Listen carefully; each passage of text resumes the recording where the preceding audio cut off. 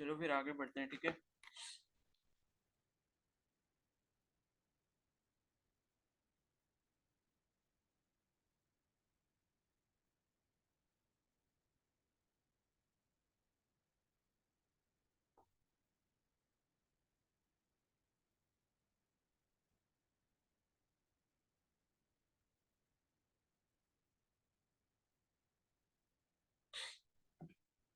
ठीक है, तो वॉल्यूमेट्रिक एक्सपेंशन देख लिया, लीनियर एक्सपेंशन देख लिया, एंड उसके बाद यहाँ पर जो लिखा है, तो यहाँ इन्होंने और जो दिया है, ठीक है, वो ये है कि table 10.2 gives the values of coefficient of volume expansion of some common substances in the temperature range 0 to 100 degrees Celsius. So you can see that thermal expansion of these substances, that is solids and liquids, is rather small with material like pyrex, glass and Invar.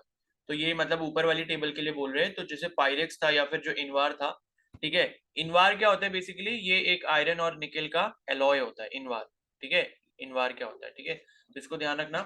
और Pyrex glass जैसे हो गया, मतलब एक type का glass होता है। तो इनकी जो अल्फा वी की वैल्यू है, इनकी अल्फा वी की वैल्यू भी क्या है, कम होती है।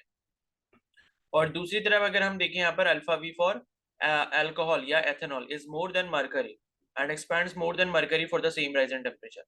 तो अल्कोहल की जो वैल्यू है मरकरी से, मतलब अल्फा वी की अगर हम बात करते हैं, ठीक है, तो वो आपकी ज्यादा होती है। वॉल्यूमेट्रिक एक्सपेंशन की बात कर रहे हैं यहाँ पर। तो ये जो पॉइंट यहाँ पर है बहुत इंपॉर्टेंट है ये वाला, तो इसको ध्यान रखना कि अल्कोहल की जो वैल्यू वो मरकरी से ज्यादा होती है, ठीक है। और पायरेक्स और इनकी इनवार की क्या होती है, कम होती है। तो ये आपको टेबल यहाँ पर दी भी है। एल्यूमिनियम, ब्रास, आयरन ये सब की तो ज्यादा ही है, पैराफिन के देखो काफी ज्यादा है, ठीक है। पैराफिन बताएगा कोई क्या होता है?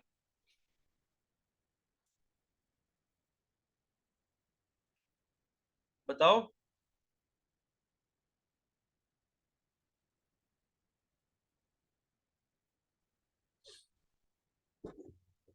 किसी को पता है पैराफिन?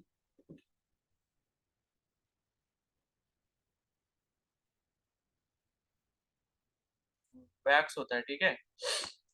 और आपने वो भी देखा होगा ना, एक बायो लैब में अगर आपने देखी हो, एक वो वैक्स प्लेट होती है जिसके ऊपर डाइसेक्शन करते हैं, तो वो भी पैराफिन वैक्स से ही बनी होती है, ठीक है। तो वही होता है पैराफिन।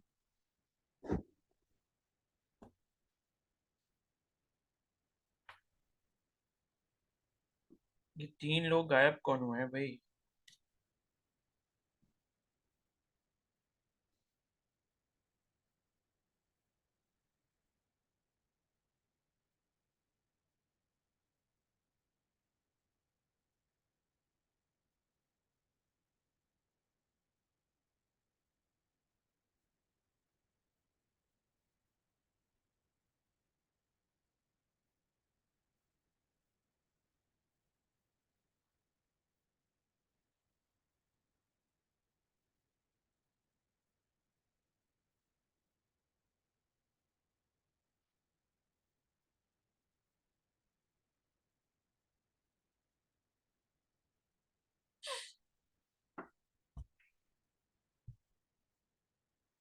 ठीक है, तो ये आपकी अल्फा वी की वैल्यूज हो गई कोफिशिएंट ऑफ वॉल्यूमेट्रिक एक्सपेंशन की। एंड उसके बाद अब यहाँ पर वाटर के बिहेवियर के बारे में कुछ लिखा है, लेकिन उसको पढ़ने से पहले हम थोड़ा एक और चीज देख लेते हैं। जैसे यहाँ पर एरियल एक्सपेंशन के बारे में नहीं दिया है ना, तो ये नई वाली एनसीईआरटी से क्या पता हटा दिया हो। बट देखो एरियल एक्सपेंशन में भी होना वही है, जो डेल्टा ए बाई ए होगा, ठीक है।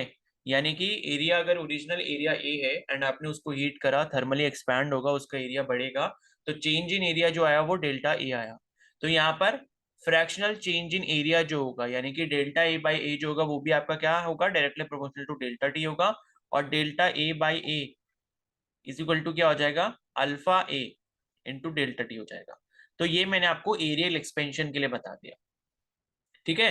तो सारे फॉर्मूले वैसे ही हैं। लीनियर एक्सपेंशन का क्या था, delta L by L is equal to alpha L into delta T, ये आपका लीनियर एक्सपेंशन के लिए था।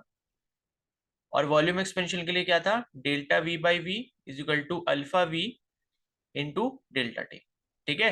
तो तीनों फॉर्मूले सिमिलर है। अब एक चीज आप यहाँ पर देखो, ध्यान और रखना, ठीक है। वो ध्यान क्या रखनी है, एक रिलेशन और पूछा जाता है जो अब शायद नई वाली एनसीईआरटी से हटा दिया है। अब क्या पता वो आएगा ही नहीं आएगा, बट फिर भी मैं आपको बता दे रहा हूँ। यहाँ पर ये जो अल्फा एल है, अल्फा ए है और अल्फा वी है, इनके बीच में एक रिलेशन होता है, ठीक है। तो वो रिलेशन बेसिकली क्या होता है कि अल्फा एल का जो रेशियो है अल्फा ए के साथ, और इसका जो रेशियो है अल्फा वी के साथ, ये 1:2:3 के बराबर होता है, ठीक है। या ऐसे भी आप बोल सकते हो कि अल्फा ए की जो वैल्यू है वो 2 टाइम्स ऑफ अल्फा एल के बराबर होती है, और जो अल्फा वी है उसकी वैल्यू जो है वो 3 टाइम्स ऑफ अल्फा एल के बराबर होती है। यानी कि ये जो कोफिशिएंट ऑफ लीनियर एक्सपेंशन है उसका रिलेशन बाकी दोनों के साथ कैसा होता है, तो वो मैंने आपको यहाँ पर बता दिया। इसका वैसे डेरिवेशन भी होता है, वो आपको करने की जरूरत है नहीं, क्योंकि जब इन्होंने ये टॉपिक हटा दिया तो डेरिवेशन से तो वैसे ही कोई मतलब नहीं रहता है। तो ये आप थोड़ा सा इसको लिख कर रख लो अपनी चाहो तो एनसीईआरटी में, अगर आपको ये चीज नहीं पता है तो। और कई बार क्या होता है कि ये जो अल्फा ए है इसको बीटा भी बोल देते हैं, और ये जो अल्फा वी है इसको हम गामा भी बोल देते हैं। तो ऐसे आपसे रिलेशन अल्फा बीटा गामा करके भी पूछा जा सकता है, ठीक है। तो अल्फा ए को कई बार हम बीटा भी लिख लेते हैं और अल्फा वी को हम कई बार गामा भी लिख लेते हैं। तो आप ये रिलेशन को आप ऐसे भी लिख सकते हो कि अल्फा बीटा और जो गामा का रिलेशन है वो आपका 1:2:3 होता है, मतलब इन तीनों का जो आपस में रेशियो होता है, ठीक है। क्लियर है सभी को? कुछ कुछ डाउट है तो बताओ। No sir. No sir. No sir. Kanishka कहाँ चले गए थे आप, ये बताओ। Yes sir. कहाँ गए थे आप? सर दूध लेने मम्मी ने भेजा था। तो आप बता भी तो सकते हो ना। Sorry sir. और तनु, आप भी चले गए थे, फिर आपने दोबारा क्लास क्यों नहीं ज्वाइन करी? और जिया मंडल, भाई देखो विदाउट इन्फॉर्मिंग मेरे को करके जाओगे ना, और फिर मैं बता दे रहा हूँ अब ये लास्ट वार्निंग है। अगर पहले सेशन के बाद दूसरे सेशन में से कोई भी गायब हुआ तो मैं उसको नेक्स्ट क्लास में अलाउ नहीं करूंगा, मैं बैन कर दूंगा ग्रुप से। अगर कहीं इंपॉर्टेंट काम है, कुछ जाना है, तो मेरे को इन्फॉर्म करके जाओगे ग्रुप में, ठीक है। Network issue is another case, वो होता है तो ठीक है, बट कुछ भी काम होता है तो आपको एक बार इन्फॉर्म जरूर करना है ग्रुप में कि हाँ मैं इस वजह से क्लास अभी लीव कर रहा हूँ या लीव कर रहा हूँ, ठीक है। तो ऐसे कोई भी नहीं जाएगा।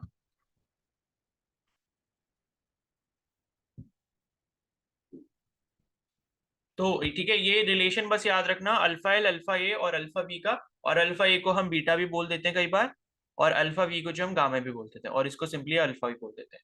तो ये रिलेशन याद रखना इंपॉर्टेंट है, बस मैंने ये आपको यहाँ पर बताना था। अब उसके बाद वाटर के कुछ बिहेवियर के बारे में हम पढ़ने वाले हैं, कि वाटर का कुछ एनोमलस बिहेवियर होता है, ठीक है। वो एनोमलस बिहेवियर क्या होता है उसको हम पढ़ेंगे। तो water exhibits an anomalous behaviour, it contracts on heating between 0 degree Celsius and 4 degree Celsius, ठीक है। तो जब हम वाटर को क्या करते हैं, हीट करते हैं 0 डिग्री सेल्सियस और 4 डिग्री सेल्सियस के बीच में, तो क्या होता है, वाटर कॉन्ट्रैक्ट होता है। लेकिन एक्चुअली में देखो, as per are are perspective होना क्या चाहिए था, ये एक्सपैंड होना चाहिए था। क्योंकि किसी भी चीज का अगर आप टेम्परेचर बढ़ा रहे हो, जैसे अभी आपने देखा इतने सारे जो कोफिशिएंट पढ़े आपने, वो क्या हो रहे थे, टेम्परेचर बढ़ाने पे जब एक्सपेंशन हो रहा है तो वो कोफिशिएंट हम लोग पढ़ रहे हैं उसके बारे में। तो कोई भी चीज अगर हम हीट करते हैं जनरली तो वो क्या होती है, एक्सपैंड होती है। लेकिन वाटर का कुछ अलग बिहेवियर है, एनोमलस मतलब कि जो सब नहीं कर रहे वो ये करता है। यानी कि 0 से 4 डिग्री सेल्सियस जब हम टेम्परेचर को इंक्रीज करते हैं, ये टेम्परेचर रेंज भी आपको ध्यान रखनी है, बिकॉज अलग टेम्परेचर पे इसका बिहेवियर वैसा ही होता है। तो 0 से मतलब पानी अगर आपका 0 डिग्री सेल्सियस पे है, और अगर आप उसको इतना हीट कर रहे हो कि 4 डिग्री सेल्सियस तक ले जा रहे हो, तो वाटर एक्सपैंड होने की बजाय क्या होता है, कॉन्ट्रैक्ट होता है। तो पहला इंपॉर्टेंट पॉइंट तो ये है, ठीक है। उसके बाद नेक्स्ट है, the volume of given amount of water decreases as it is cooled from room temperature. अब देखो वाटर अगर क्या हो रहा है, ठीक है, and until its temperature reaches 4 degree Celsius. तो दूसरी चीज यहाँ पर ये है कि जो वॉल्यूम होता है आपका पानी का, अगर आप उसको क्या कर रहे हो, हीट कर रहे हो, तो decreases as it is cooled, मतलब आप उसको क्या कर रहे हो, अभी मान लो ठंडा कर रहे हो, तो पहले क्या होगा, वो डिक्रीज करता है जब उसको ठंडा किया जाता है फ्रॉम द रूम टेम्परेचर। तो मान लो रूम टेम्परेचर 25 डिग्री सेल्सियस है, उससे आप क्या कर रहे हो, उसको धीरे धीरे ठंडा करते जा रहे हो। तो जैसे जैसे आप ठंडा करोगे, कहाँ तक ठंडा करना है आपने, 4 डिग्री सेल्सियस तक। तो इसका जो वॉल्यूम है क्या होता जाएगा, कम होता जाएगा, यानी कि वो कॉन्ट्रैक्ट होता जाएगा। तो below 4 degree Celsius the volume increases. अब जैसे ही टेम्परेचर आप 4 डिग्री सेल्सियस से नीचे लेके जाओगे तो वॉल्यूम क्या होगा, बढ़ने लग जाएगा। क्योंकि अभी आपने देखा जब आप यहां पर क्या करते हो, वाटर का टेम्परेचर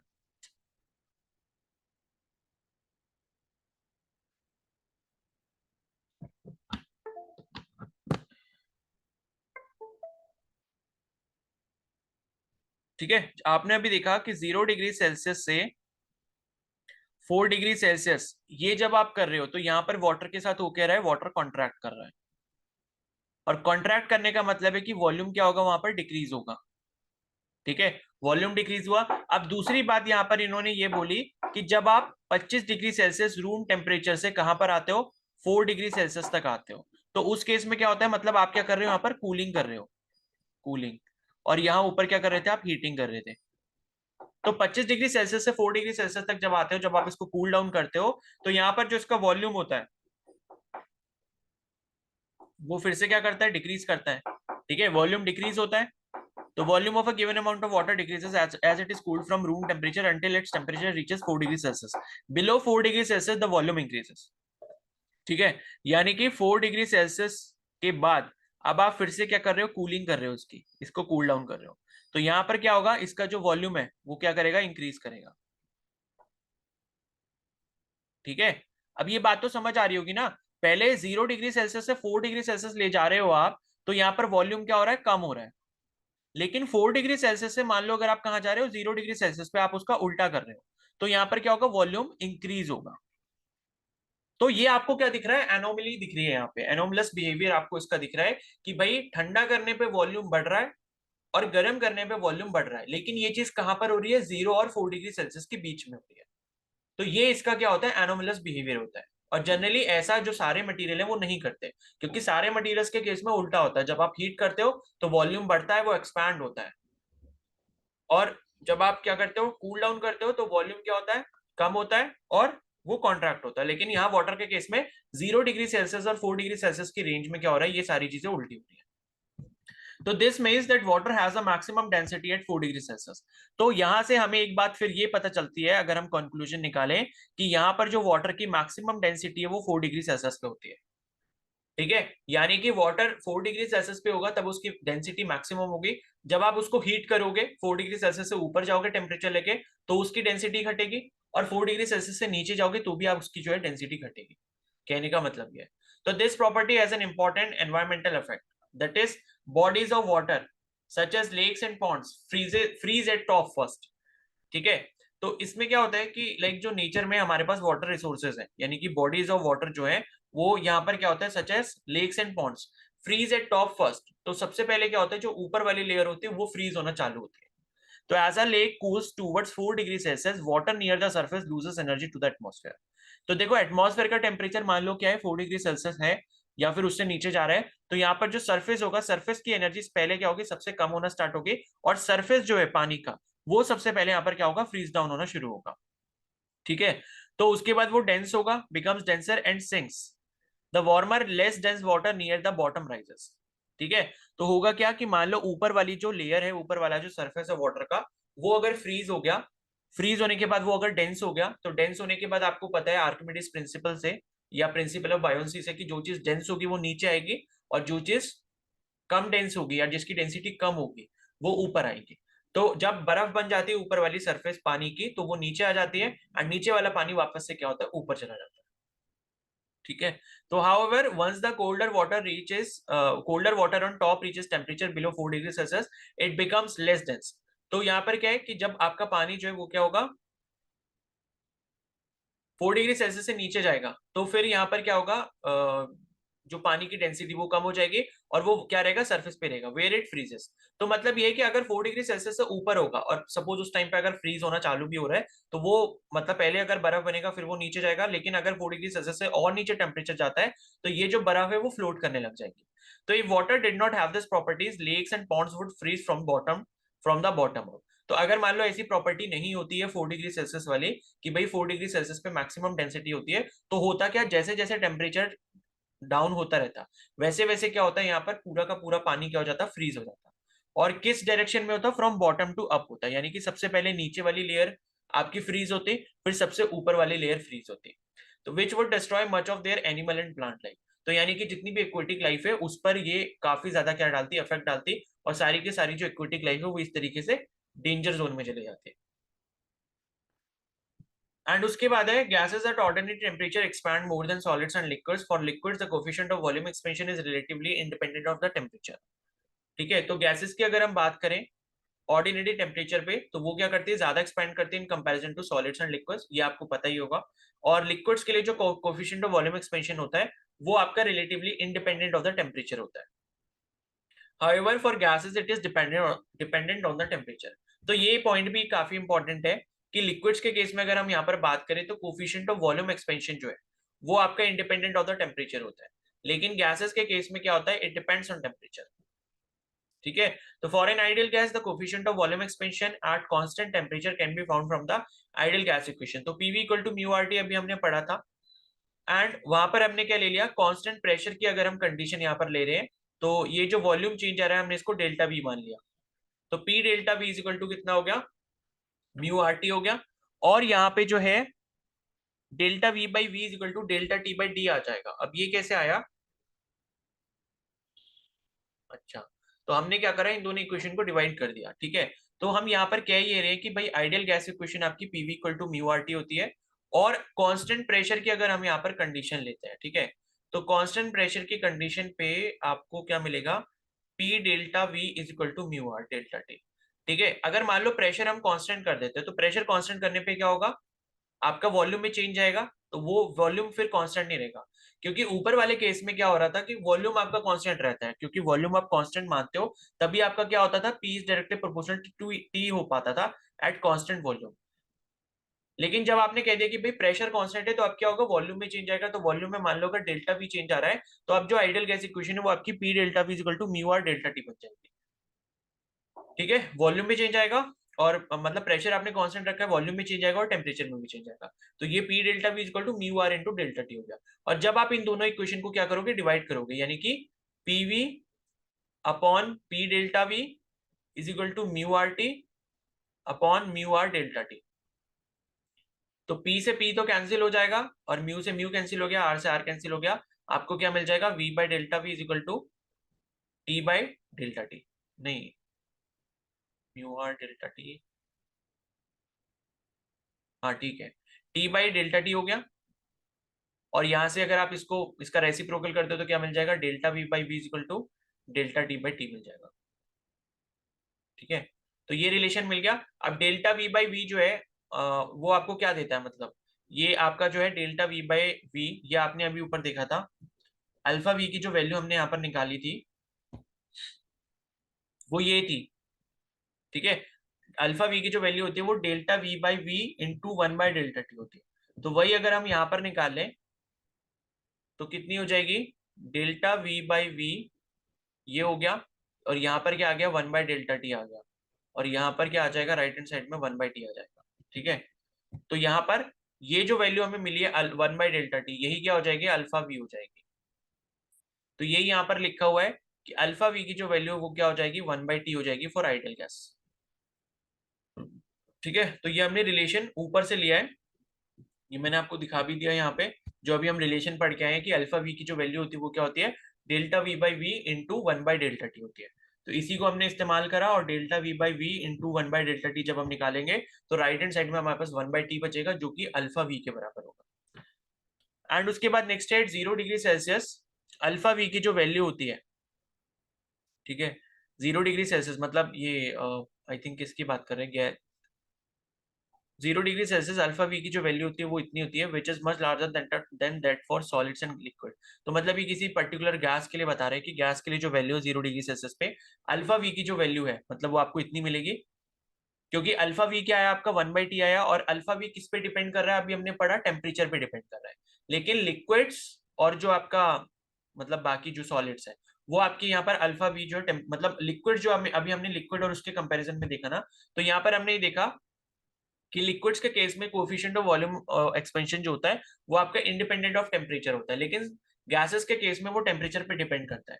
तो हमें फॉर्मूला ही जो मिला है वो यही मिला है, अल्फा वी इक्वल टू 1/डेल्टा 1/t, यानी कि 1/t का मतलब है कि टेम्परेचर के इनवर्सली प्रोपोर्शनल होता है आपका अल्फा। तो टेम्परेचर के इनवर्सली प्रोपोर्शनल होता है अगर आप इस टेम्परेचर में आप क्या रख दो, 0 डिग्री सेल्सियस रख दो, ठीक है। और 0 डिग्री सेल्सियस का मतलब कि टेम्परेचर आपको केल्विन में रखना पड़ेगा। तो केल्विन का मतलब कितना हो गया, 273.15 हो गया। उसको जब आप कैलकुलेट करोगे तो अल्फा वी की वैल्यू आपको इतनी मिल जाएगी केल्विन में। यानी कि अल्फा वी अगर 1/t है और टेम्परेचर आप 0 डिग्री सेल्सियस ले रहे हो, और 0 डिग्री सेल्सियस का मतलब 273.15 केल्विन हो जाएगा। तो ये जब आप कैलकुलेट करोगे तो आपको जो वैल्यू मिलेगी वो मिलेगी 3.7 इंटू 10⁻³ पर केल्विन। तो वही चीज यहाँ पर लिखी है। तो ये लिखा है कि which is much larger than that for solids and liquid, और ये जो वैल्यू है अल्फा वी की वो सॉलिड और लिक्विड से काफी ज्यादा होती है, ठीक है। क्योंकि सॉलिड और लिक्विड, ये जो थी सॉलिड और लिक्विड की, ये आप देख सकते हो ये टेबल में दिया हुआ था। 10.2 वाली जो टेबल है ये आपकी अल्फा वी की टेबल थी। तो एल्यूमिनियम हो गया, ब्रास हो गया, यहाँ पर देख रहे हो पीछे पावर क्या आ रही है, 10⁻⁻5 आ रही है।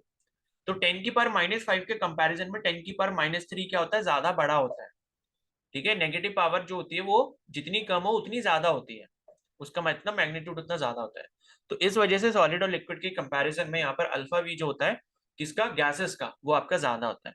तो equation 10.6 shows that temperature dependence of alpha V. तो यही वाली जो इक्वेशन है जो कि alpha V equal to 1/t आया है, यही बताता है कि भाई टेम्परेचर पे डिपेंड करता है आपका alpha V. It decreases with increase in temperature. तो जैसे जैसे टेम्परेचर आप बढ़ाओगे, टेम्परेचर बढ़ाने पे क्या होगा, गैस एक्सपैंड करेगी, ठीक है। और गैस एक्सपैंड करने का मतलब ये कि उसका प्रेशर भी बढ़ेगा एंड उसका वॉल्यूम भी क्या होगा, इंक्रीज होगा। और ये है कि मतलब उतना ही उसका क्या होगा, अल्फा वी बढ़ेगा। तो टेम्परेचर बढ़ाने पे मतलब अल्फा वी क्या होगा, कम होगा, ठीक है। तो अल्फा वी जो है वो आपका क्या करता है, डिक्रीज करता है जब आप टेम्परेचर को बढ़ाते हो, और उसी तरीके से अगर आप टेम्परेचर को कम करोगे तो अल्फा वी की वैल्यू बढ़ेगी। तो for a gas at room temperature and constant pressure alpha V is about 3300 into 10⁻⁻6 per kelvin, ठीक है। तो ये रूम टेम्परेचर की बात कर रहे हैं, मतलब 25 डिग्री सेल्सियस पे, और कांस्टेंट प्रेशर की अगर कंडीशन है तो अल्फा वी की वैल्यू आपको इतनी मिलेगी, 3300 इंटू 10⁻⁻6 पर केल्विन, ठीक है। as much as of order of magnitude larger than the coefficient of volume expansion of typical liquid। तो लिक्विड से जो है ये काफी ज्यादा क्या है, ज्यादा है, इसका जो मैग्नीट्यूड है वो लार्जर है। तो there is a simple relation between the coefficient of volume expansion alpha V. अच्छा ठीक है, यहाँ पर आपको बताया तो है, ये मैंने आपको पहले ही बता दिया ना ऊपर। There is a simple relation between coefficient of volume expansion alpha V and coefficient of linear expansion alpha L. तो ये जो रिलेशन आपको अल्टीमेटली मिलता है वो ये मिलता है। देखो ये रिलेशन मैं आपको ऊपर अभी बता भी चुका हूँ कि अल्फा वी जो है वो आपका 3 टाइम्स ऑफ अल्फा एल होता है, और अल्फा ए जो होता है यानी कि एरियल एक्सपेंशन का जो कोफिशिएंट होता है वो आपका 2 टाइम्स ऑफ अल्फा एल होता है, ठीक है। तो ये इसका डेरिवेशन करके दिखाया हुआ है, आप चाहो तो उसको कर लेना, इजी सही होता है, कुछ ज्यादा है नहीं, ठीक है। तो वो आप कर लोगे अगर, और ना भी करो तो कोई प्रॉब्लम नहीं है, क्योंकि बस आपको रिलेशन याद होना चाहिए, डेरिवेशन तो वैसे ही नहीं आने वाला है एमसीक्यू में। तो ये बस आप ध्यान रखना कि अल्फा वी जो है वो 3 टाइम्स ऑफ अल्फा एल होता है। तो what happens by preventing the thermal expansion of a rod bye fixing it's ends rigidly. यानी कि अगर हम मान लो रॉड को क्या कर रहे हैं, एक्सपैंड कर रहे हैं, थर्मली क्या कर रहे हैं, एक्सपैंड कर रहे हैं, और मान लो हम उसको एक्सपैंड होने ही ना दें, उसकी जो दोनों एंड है वहां पे हम उसको रोक दें, उसके एक्सपेंशन को फिक्स कर दें अगर, तो क्या होगा। तो clearly the rod acquires a compressive strain due to the external forces provided by the rigid support and the corresponding stress atom in the rod is called thermal stress.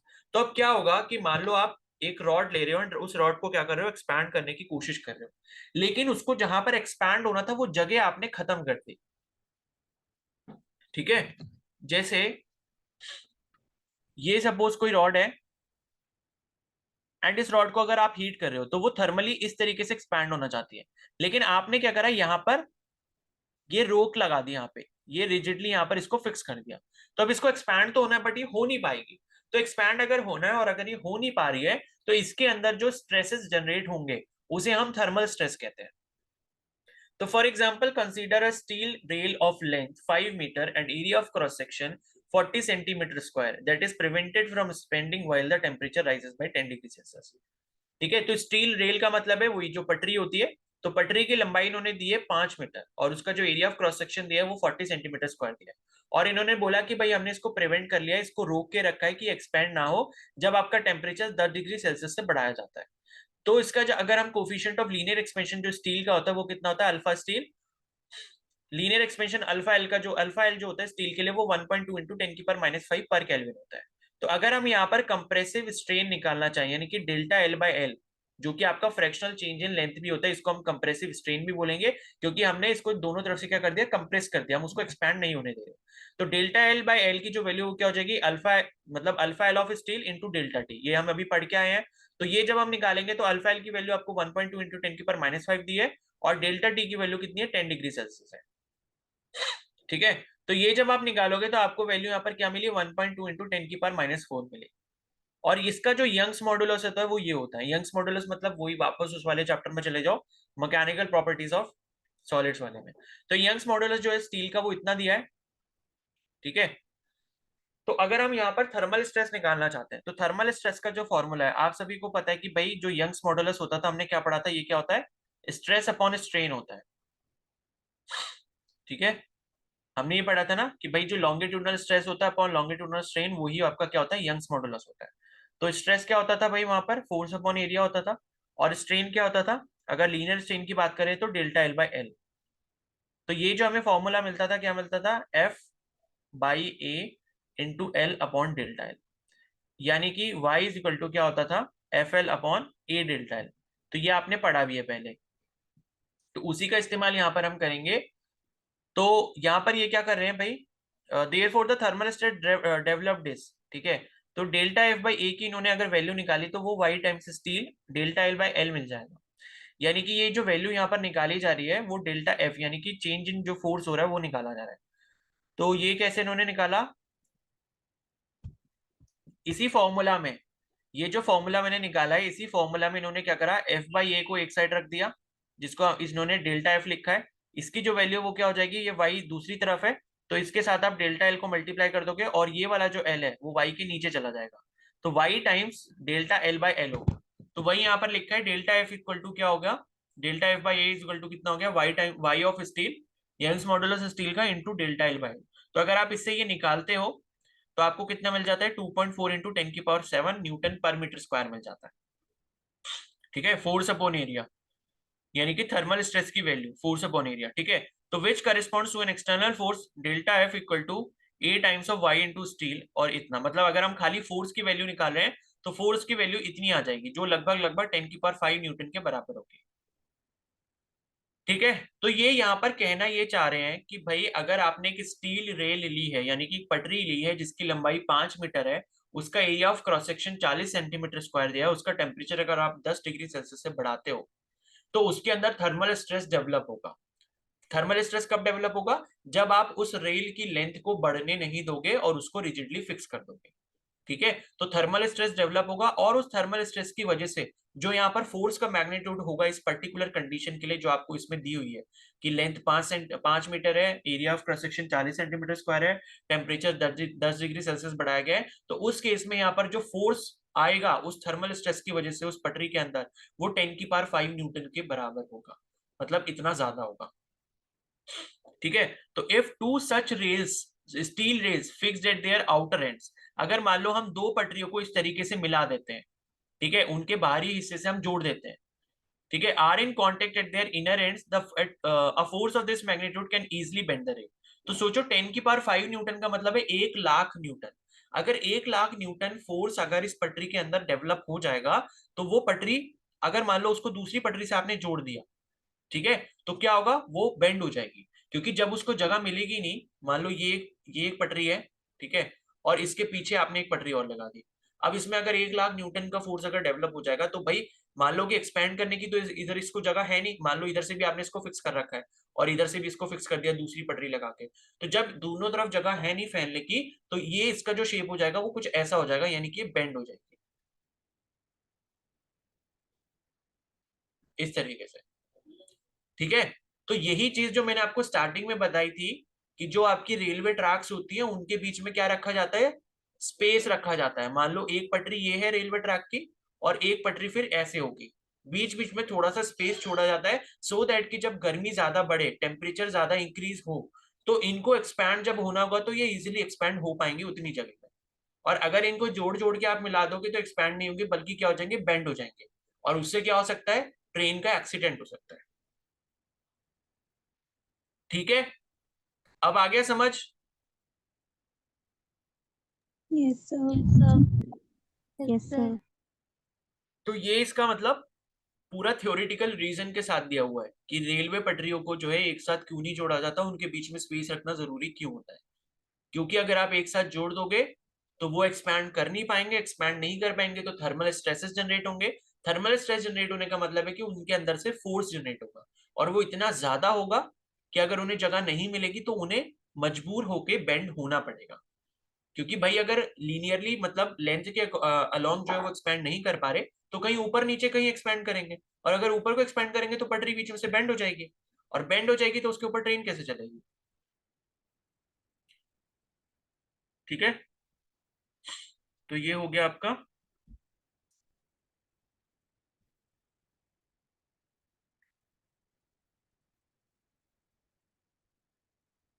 अब ये क्वेश्चन दिया है कि show that the area of the coefficient of area expansion, मतलब coefficient of area expansion क्या होता है भाई, अल्फा ए होता है। तो आपको ये बताना है कि ये जो रेक्टेंगुलर शीट का अल्फा ए होता है वो आपका 2 टाइम्स ऑफ अल्फा एल के बराबर होता है। ये मैंने अभी आपको बता भी दिया था कि भाई ये होता है। तो ये आपको यहाँ पर प्रूफ करना बताया, प्रूफ कैसे करेंगे वो आपको बताया। ठीक है, तो ये छोड़ो, प्रूफ इतना काम का है नहीं, बट फिर भी आपको देखना हो तो अब देख लेना इस प्रूफ को।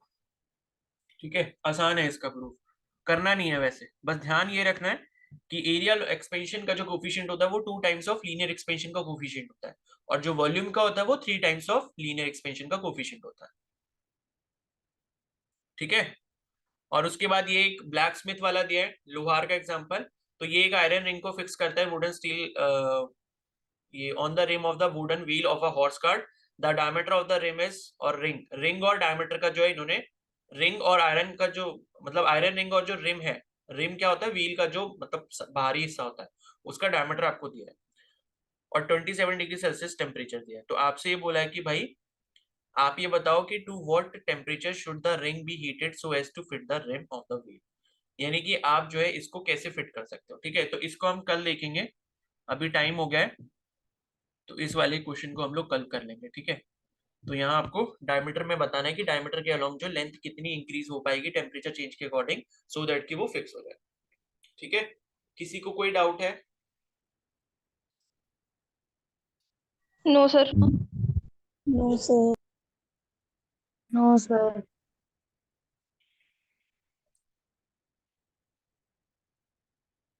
ठीक है, चलो फिर अब आप लीव कर सकते हो, और ह्यूमन रिप्रोडक्शन पढ़ के रखना, उसके बाद रिप्रोडक्टिव हेल्थ, और उसके बाद बायोटेक वाले दोनों चैप्टर्स। तो आज ह्यूमन रिप्रोडक्शन वाला टेस्ट ही है शाम को।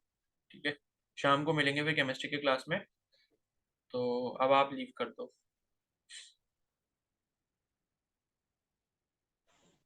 सर, हम्म,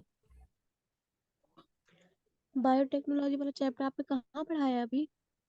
क्या चीज? बायोटेक्नोलॉजी वाला चैप्टर भी पढ़ाया ही नहीं है आपने। तो कोई नहीं, उसको कर लो, इजी तो है, पढ़ा तो मैं दूंगा ही।